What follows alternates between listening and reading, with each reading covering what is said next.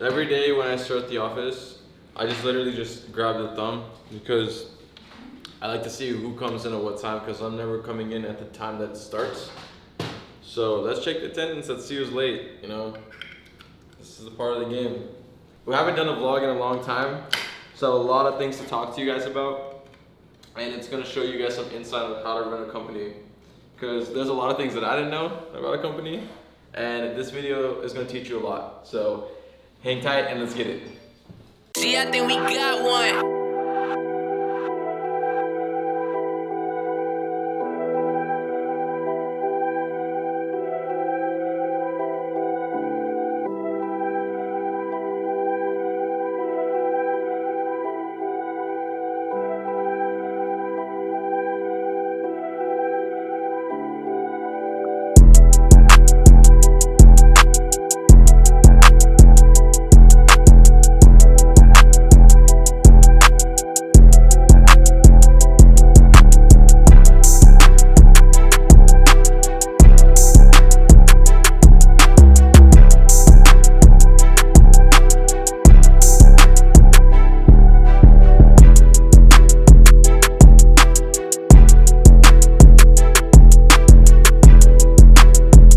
Every day I pretty much go through the interface and I go through it and I see all the numbers of who was late and who was absent and who had an excuse and who didn't have an excuse.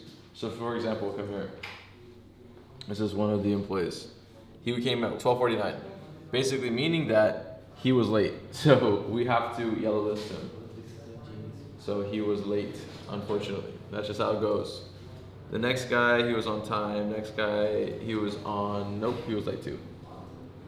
He is yellow listed. Okay, so look guys, come here. So every day, I go through the attendance sheet. I see everyone's list. So this is like the total month so far. So he was present, he was present, he was present, he was present. I give them a 30-minute delay. So they're allowed to have 30 minutes of cushion time to get here because the office is a little far. So he was late, he was late. These guys are absent as far as I know. These guys are on time. These guys, this is me. I don't really check in. So we have 2 people late and 2 people that are not here. They might get here a little later. I don't know. We'll find out. One of them gave me an excuse. One of them is a no-show. That's just pretty much what you get when you run a full-on company, is that you don't know what's going on. Actually, let me put this results in the group chat so everyone knows. I like to give them daily results so at the end of the month they know why their salary is their salary. So that's kind of what I do. But yeah, guys, when it comes down to running a company, man, it's difficult stuff. You gotta manage a lot of people, you gotta take care of a lot of things. And I'm gonna teach you a little bit in this video how I personally do that. So yeah, let's do this. But let me go ahead and put the attendance. So yeah, guys, as of right now, we've set up another company, so we have a new company. So that room right there, that's gonna be in renovation soon. So this second room over there. So that's gonna be renovation coming soon. So we're gonna start a full-on space over there because that's rented right now to someone. So we're taking that room over. In the meantime, guys, some people left. So you might see some new faces around the office, just how it goes. And yeah, follow me, let's go to the room and let's talk. Basically, guys, there's a few things that I need to get started with. So, I've been through the ups and downs of this company. I've seen a lot of things. And I'm just gonna sit down and talk to you guys what are the objectives that I have for this year and how I'm gonna accomplish them. So personally, man, we went through a pretty down phase just this last 2 weeks, but it's been a very successful year, okay? We did a lot of revenue this year, 7 figures for sure. And we're really just trying to scale. At this point, it's not about me, it's about how well I can maintain my team. So our main priorities right now is to design an app, get an app built, get a NFT marketplace open for our clients to be able to buy and sell NFT related goods.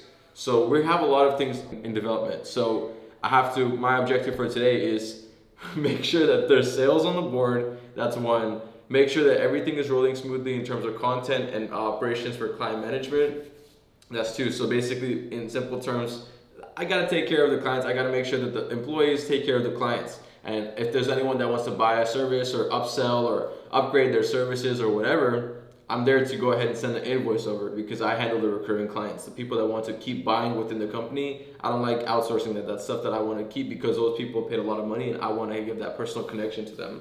The third thing is, making sure that we hire employees. I need the HR. Honestly, we're at about 13 employees right now. We had 2 of them that recently had to just quit because of whatever reason. But I want to get to the point where I have a guy dedicated to hiring people and firing people. Like, I don't really want to focus my time on figuring out where to find talent and stuff like that. Obviously, right now I do. But eventually, when I do get to the 100th or 200th employee mark, I have to figure out how I'm going to find a specific guy or how I'm going to find a specific group of people when I can get a guy to do that for me. So basically, guys, what I'm trying to say is, when it comes to running a business, there's never going to be an end point where we'll be like, oh shoot, finally I can relax and make it. And the business model that I'm personally looking at right now is called SaaS. And if you guys want to learn about SaaS, let's go to the whiteboard and I'll give you a little lesson on SaaS so you get the idea of how it works. So right now, guys, when it comes to business models, there's a few that actually work. So a lot of people in the marketing game, they're focused on, oh, I gotta hire a guy and then run Facebook ads for him and do all that stuff. That's not how marketing works nowadays. A lot of people are so stupid, realistically stupid, because they don't know what they're doing in marketing. There's this thing called SaaS. It's a type of marketing platform. If you market something that's high value, high margin, you're gonna make way more money.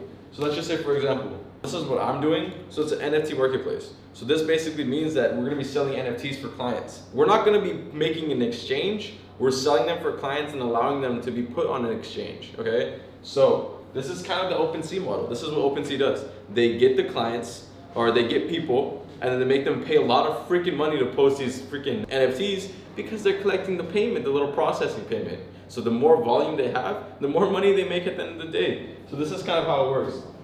This is a client, okay? He wants to post NFTs, he wants to post everything like that. Let me talk about SaaS and then I'll talk about how it correlates to NFTs. So this is a software, okay? Software, don't make it confusing, guys. This is some kind of program that you use every day that makes your life or your business easy, not difficult, easy. So look, for example, me, I need a software to organize all my employees. I'm gonna find a customer relationship manager. Or some people need a software to entertain their friends. That's YouTube. Some need a software to interact with their family. That's Facebook. So find a software. There could be specific ones too, like for example, automation software, like scheduled posting software for social media. That's another example. You could pay a monthly service and that software takes care of all of your posting for the month. So this is the software. The client wants the software. He doesn't know where to go to, okay? So pretty much what they do is they go through us, okay? My company. So they go through my company to get the software, okay? After they go through my company, I have a white label software, okay? The thing about being smart is that you have to be really smart to play this game because look, at this point, I can't invent a software. I'm not Jeff Bezos. I am not Elon Musk. I'm in the process of doing that. But before this is how I'm teaching you the business model that I'm personally invested into. Is that I don't go out there and try to freaking develop a software. I find a software that's already cheap and brand it differently and price it higher because now I have a sales team that can do things like that and sell products and services. So look, if a client pays me for the software, okay, they don't go to my company, realistically they're paying this company, which is a white label company, okay, white label company, WLC, and they're really paying this guy. So let's just say he pays me $1,000 for this software. Okay, money comes to me at the end of the day, but realistically, I'm not going through my employees to get the software. I have a white label software that's pretty much doing everything for me. So I keep about $800. This white label software plus all the expenses for the employees maintaining it is $200. So you can see how I'm keeping 80% of my money just by outsourcing the product. Obviously, if I was to build my software, right? If I was to build a software, I would have that, and this would turn into like 90. But I don't, and I'm not really trying to make that extra $100. I'm trying to scale and make my life easy. So I can keep the 800. But if you're willing to go above and beyond, you can go for $900. So that's kind of how I'm playing it, guys. This is software. So it's called software as service. It's a SaaS company. These are the companies that make billions of dollars every year. Slack is a perfect example. Salesforce is a perfect example. These are pretty much workspaces that people can use for employment. So let's just say, for example, I can't run my company unless I have some kind of software that's helping me manage and making sure everyone communicates with each other. So this is kind of how it works, SaaS. Okay, so pretty much, guys, I want to introduce you to my team member. He's the operations manager. pretty much what his focus is on is pretty much maintaining these clients that I was talking to you about. So bro, run me through a couple of ideas of what you have in terms of how do you take care of operations daily. So if a client pays, what's the next thing that happens? What does a client do? Does he come to your page? Do you have a separate page? Where do you enter his information into? Just basic stuff. So yeah, we do have a different page, which is Team Labala Marketing. The client, after like dealing with our sales team, they have to hit us, and after that, they came to us on the Team Labala Marketing, and then we add their name into the Monday, which is our basically a portal, and then we run their campaign there. That's it. Exactly. As simple as that, guys. Look, we don't overcomplicate things because sometimes there's freaking problems that they don't need to exist. So a lot of companies, they have this onboarding process, they have a website that they take them to, they have an email support team. These are problems that don't need to exist. I learned that from Elon Musk. He said that he's trying to optimize a problem that never even existed in the first place. I'm like, that's actually super true, and I probably, relate to that 90% of the time. So what we do, client pays, they come to our operations team, they pretty much get onboarded. Easiest process ever. We send them one link, they fill out their information, now we have their whole entire profile, catalog, everything like that. Accounts, take care of everything. Operations guys are really solid with it, they're very organized. So every 7 days we have a cycle, and these cycles are marketing growth campaigns. So we do growth campaign 1, growth campaign 2, 4 weeks in a month, 4 weeks they're running the campaign. Boom. After their campaign is kind of ending, we actually send them to me where I can go ahead and close them again. Obviously, I'm the best closer. I want to take care of it. I want to complete the mission. So they send me a list of all the expireds that expired that day. So we have about like 10 clients that come every day. So these clients, they come back to me at the end of the month. We upgrade them services. We follow up and tell them, hey, let's run this campaign. Let's continue. We're out of funds. Let's make it happen again for the next month. So they give us more, money for the campaigns, whatever. So that's kind of how we upgrade and maintain the clients. We've been using this. It's been very effective. Our recurring rate is getting higher and higher every single month. So it's pretty solid stuff. It really is. This is kind of our onboarding process. So this is Jesse's office, guys. I want to talk to this guy, man. Like, hey, what happened, bro? Like, why you so late, bro? Do you want the shorter version or the complicated version? Give me the short and sweet version, bro. Short and sweet version? I was relying on someone, but he didn't apparently show up, and then I relied on my Uber, but they were kind of a little bit late. They fucked up, so basically, in the end, you're gonna say that it's my fault, though. Bro, look, I get the whole relying on people, but just make sure that the guy is there to deliver the job. Cause I get it, bro. I rely on people all the time, and they never freaking fulfill and deliver. But just be careful, bro. Yeah, I know. Just be a little, I know what you're saying, man. Anyways, hey guys, by the way, we're going to Thailand in 2 weeks. In 2 weeks. So look, we're doing this as a group work trip. So this is a business expense. we're getting all the freaking stuff in order. We're getting visas in order, booking information, hotels, everything, bro, everything. So what's up with that? Everything is sorted out. When he's coming? No, we just need to submit the bank statement documents that's going to be realized in the morning, though. Okay. Because the funds, I believe, so they were credited in all the guys' Today. accounts today.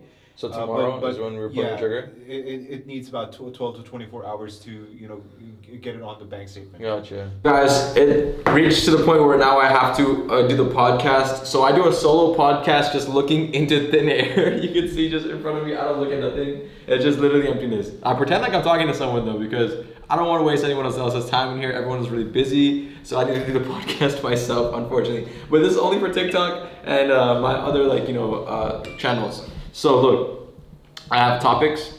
I get prepared topics. I just talk about it. Literally whatever I know about those topics, I just talk. Luckily, I know a lot of stuff. I educate myself very well. So these topics that I've been making are gonna be some solid stuff. So look, let's get started. So let's start the podcast and let's go from there. Let's go. Bitcoin is like the oldest cryptocurrency, but it's like the most secure one. It's kind of like a store of value. People aren't going into Bitcoin thinking that they're gonna make 10 million% returns. They're looking at Bitcoin saying, hey man, I don't wanna put my money in the dollar accounts. Where can I put my money that's actually gonna retain its value, if not increase over time? And they're looking at Bitcoin. Historically, it's been up, the trend has been pretty successful, and people are mainstream adopting it, like Salvador's president, where it actually is down a lot of money right now, but pretty much El Salvador's president is fundamentally revolutionizing their country just because he's adopting cryptocurrency in that specific country. So what I'm trying to say is, Storing of value is very important. Bitcoin is the thing for that. But if you want to play it risky and try to make it big and, you know, ride a Lamborghini from $10 one day, you know, invest into these little altcoins that are gonna freaking do 10,000% pumps, and maybe you can make your money like that. But personally, I'm invested into Ethereum. I bought $40,000-$50,000 in Ethereum. I said, let's whatever happens, what happens. If it goes to 10K, sweet, let's make some money. If it doesn't, I'm not really tripping because it's only 40K. So let's go.